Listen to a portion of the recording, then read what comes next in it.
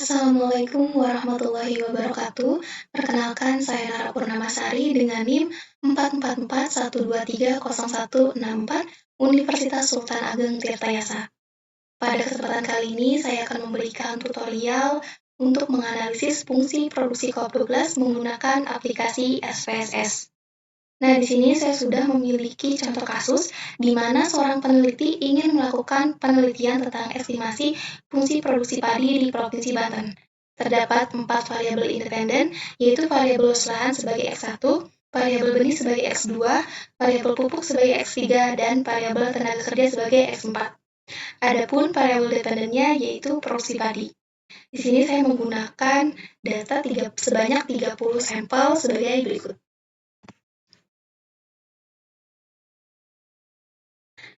Nah, untuk menganalisis fungsi produksi COP12, langkah pertama yang harus kita lakukan adalah membuka aplikasi SPSS.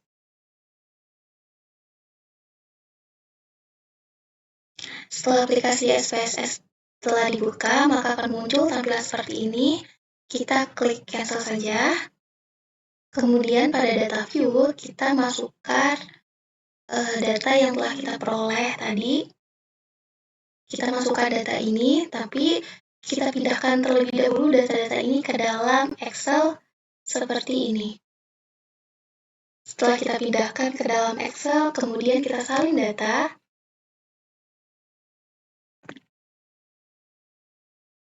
Lalu kita masukkan ke dalam aplikasi SPSS. Maka hasilnya akan seperti ini. Kemudian setelah itu kita klik variabel view. Pada bagian name kita ganti menjadi Y, selanjutnya X1, lalu X2, X3, dan X4. Selanjutnya pada bagian label kita isi produksi padi, luas lahan, benih, pupuk, dan tenaga kerja. Setelah itu pada bagian measure kita ganti menjadi scale.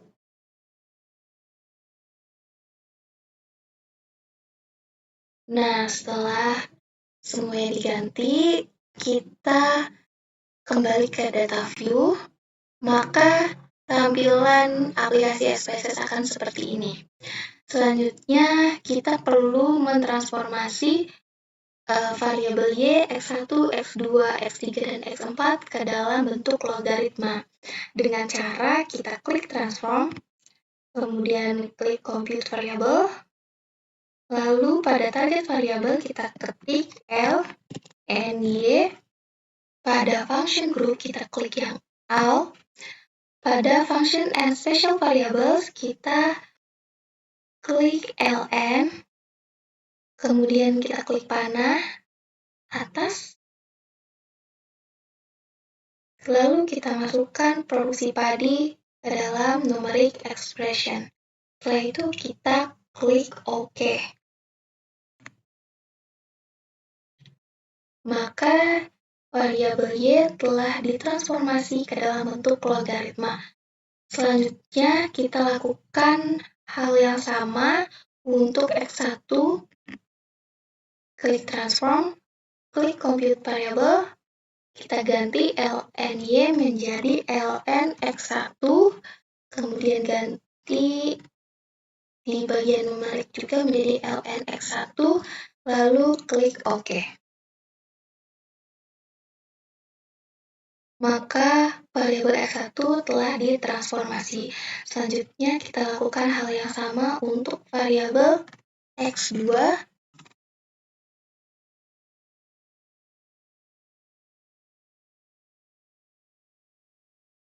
Lalu selanjutnya variabel X3.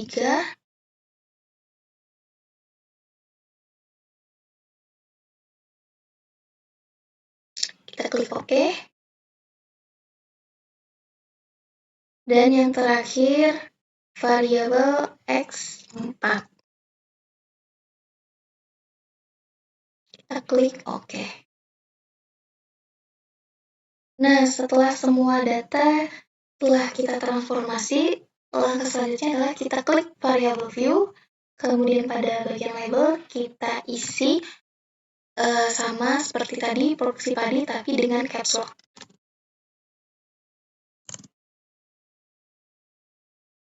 Luas lahan, benih, pupuk, tenaga kerja.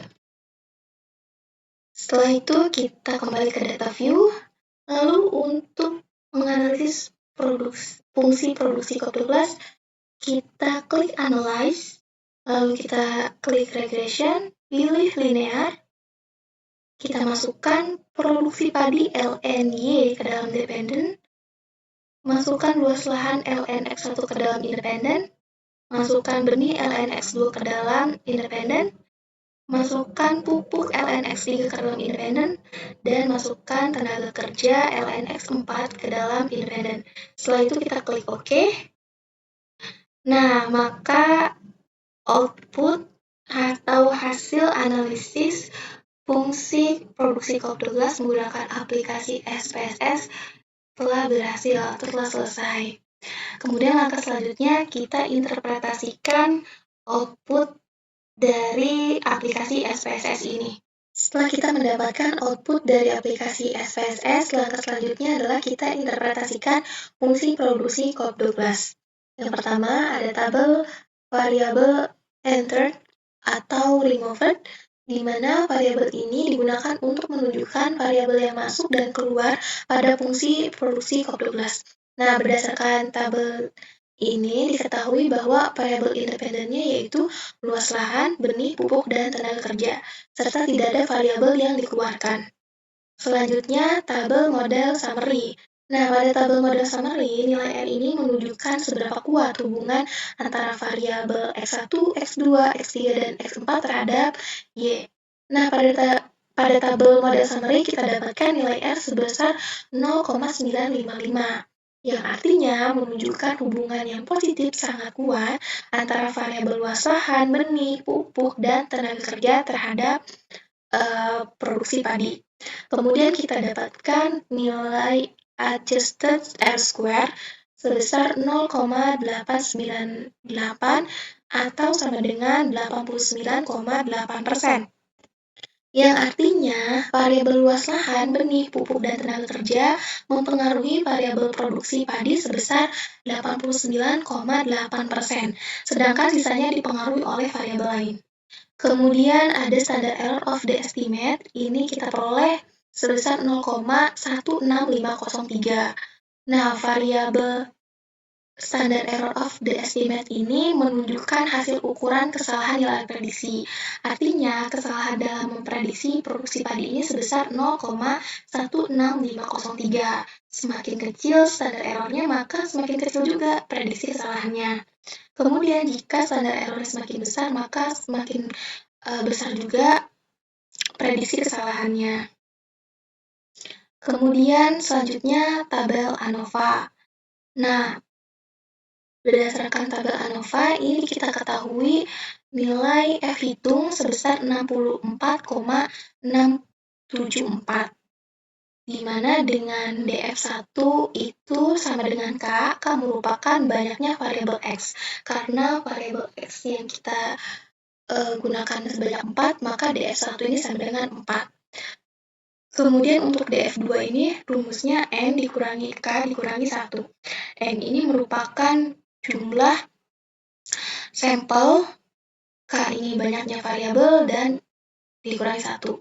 Sampel yang kita punya itu 30 dikurangi 4 dikurangi 1, maka hasilnya adalah 25. Nah, alternatif lain untuk melihat DF1 dan DF2 atau untuk mencari DF1 dan DF2 ini, kita bisa lihat pada tabel ANOVA, pada bagian DF4 ini, dia menunjukkan DF1 dan 25 ini menunjukkan DF2.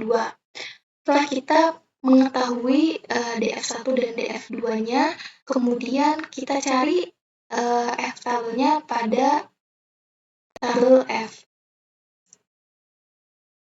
Tadi kita sudah mendapatkan untuk DF1 itu sebesar 4, kemudian untuk DF2 ini sebesar 25. Maka tabel F atau F tabel yang kita peroleh adalah 2,76.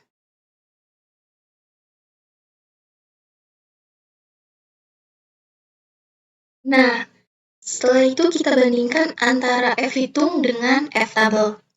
Karena F hitung ini lebih besar daripada F tabel, artinya terdapat pengaruh signifikan antara variabel luas lahan, variabel benih, variabel pupuk, dan variabel tenaga kerja terhadap produksi padi secara bersama-sama atau simultan.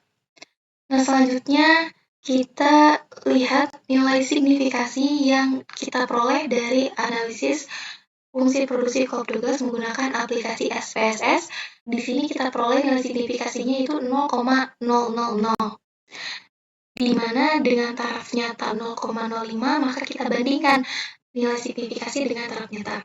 Karena nilai signifikasinya yang kita dapat itu 0,000, sedangkan taraf nyatanya itu 0,05, jadi dapat disimpulkan bahwa terdapat pengaruh signifikan antara variabel luas lahan, variabel benih, variabel pupuk, variabel tenaga kerja terhadap produksi padi secara bersama-sama atau simultan. Kemudian ada tabel koefisien. Nah, pada tabel koefisien ini ada koefisien B yang terdiri dari nilai konstanta dan koefisien regresi. Nah, berdasarkan tabel koefisien ini kita dapat membuat persamaan seperti ini, yaitu Y sama dengan alfa ini atau konstanta ditambah beta X1. Beta ini artinya koefisien.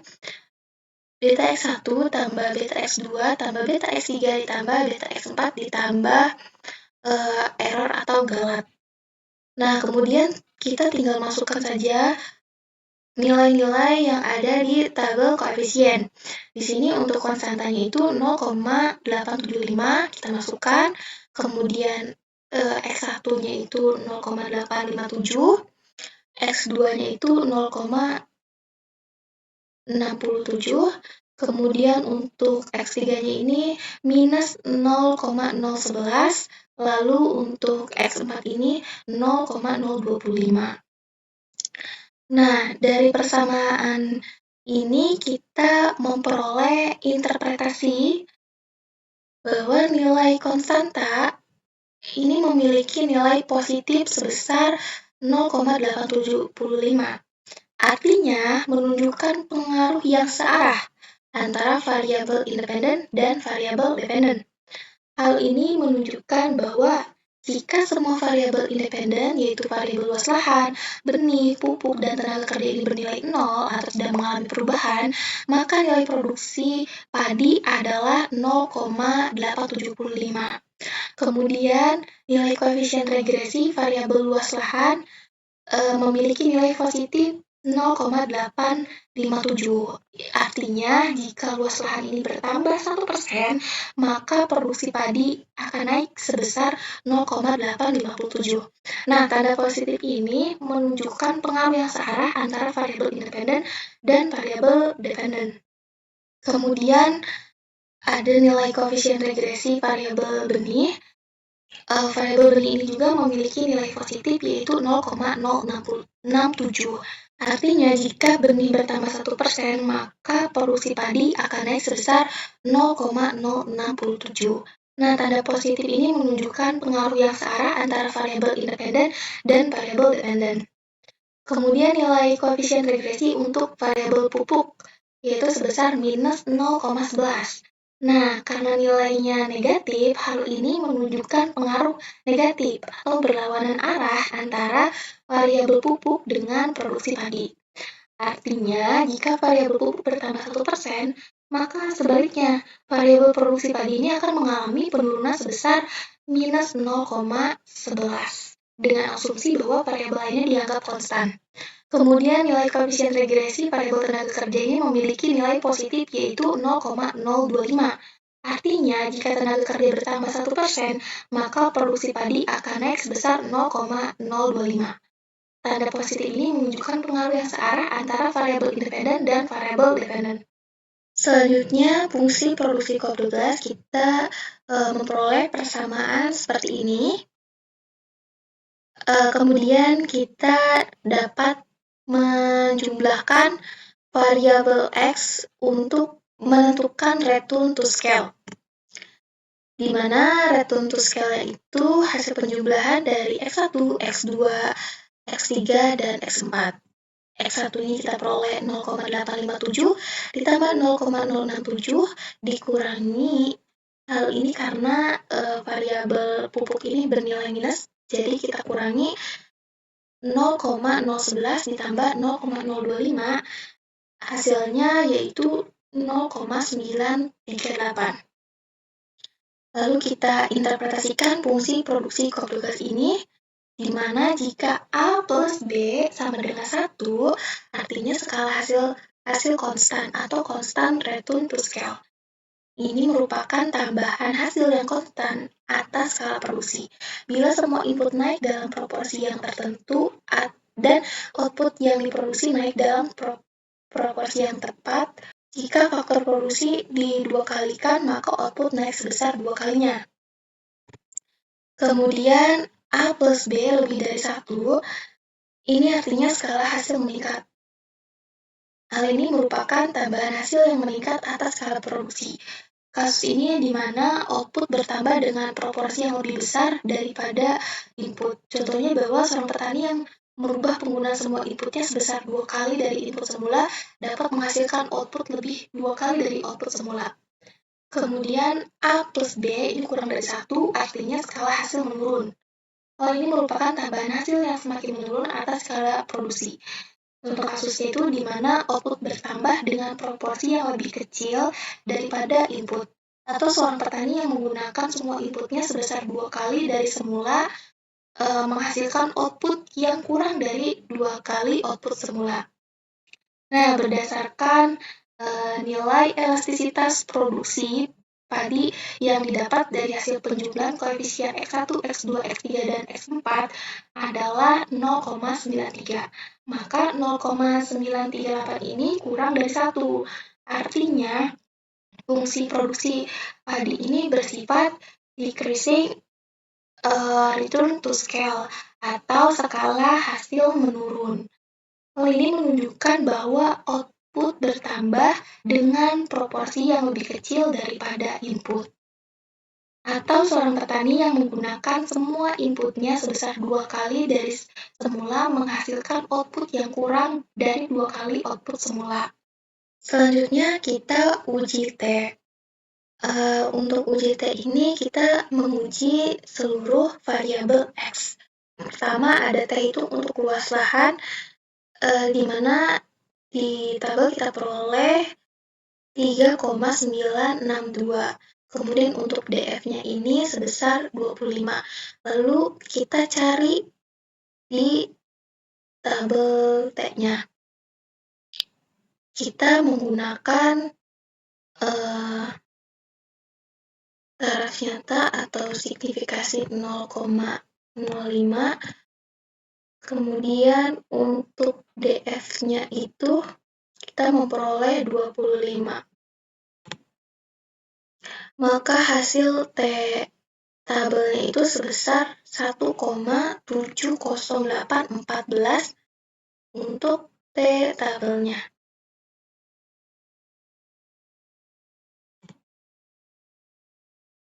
Nah, karena T hitung ini lebih besar daripada T tabel, artinya terdapat pengaruh signifikan antara variabel luas lahan terhadap variabel produksi padi secara parsial.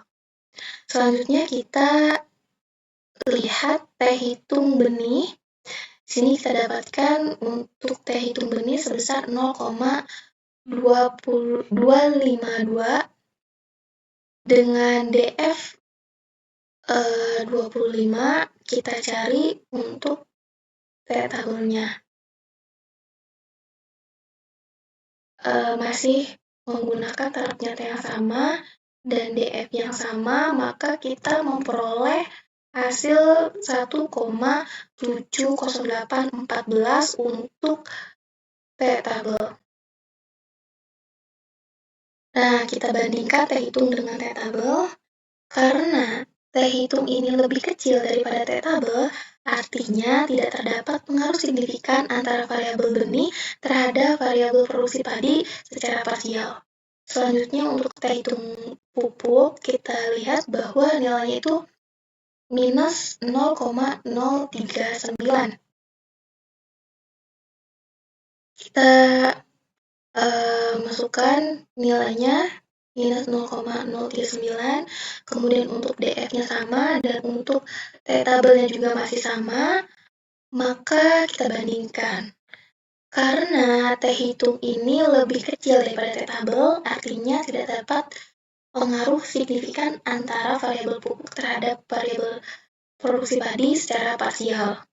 Kemudian selanjutnya T hitung tenaga kerja itu sebesar 0,117, di mana DF-nya itu 25 dan T tabel itu sama 1,70814. Kemudian kita bandingkan, karena T hitung ini lebih kecil daripada T tabel, artinya tidak terdapat pengaruh signifikan antara variabel tenaga kerja terhadap produksi padi secara parsial. Nah, selanjutnya kita bandingkan nilai signifikansi dari luas lahan, benih, pupuk, dan tenaga kerja. Berdasarkan tabel koefisien, diketahui nilai signifikansi variabel luas lahan adalah 0,001. Angka ini lebih kecil daripada 0,05. Jadi, dapat disimpulkan bahwa terdapat pengaruh signifikan antara variabel luas lahan terhadap variabel produksi padi secara parsial. Namun, untuk nilai signifikasi benih, pupuk, dan tenaga kerja ini lebih besar dibandingkan 0,05. Jadi dapat disimpulkan bahwa tidak terdapat pengaruh signifikan antara variabel benih, pupuk, dan tenaga kerja terhadap variabel produksi padi secara parsial. Oke, mungkin sekian yang dapat saya sampaikan mengenai analisis fungsi produksi kopiogas. Kurang lebihnya mohon maaf. Wabillahi taufiq wal hidayah. Wassalamualaikum warahmatullahi wabarakatuh.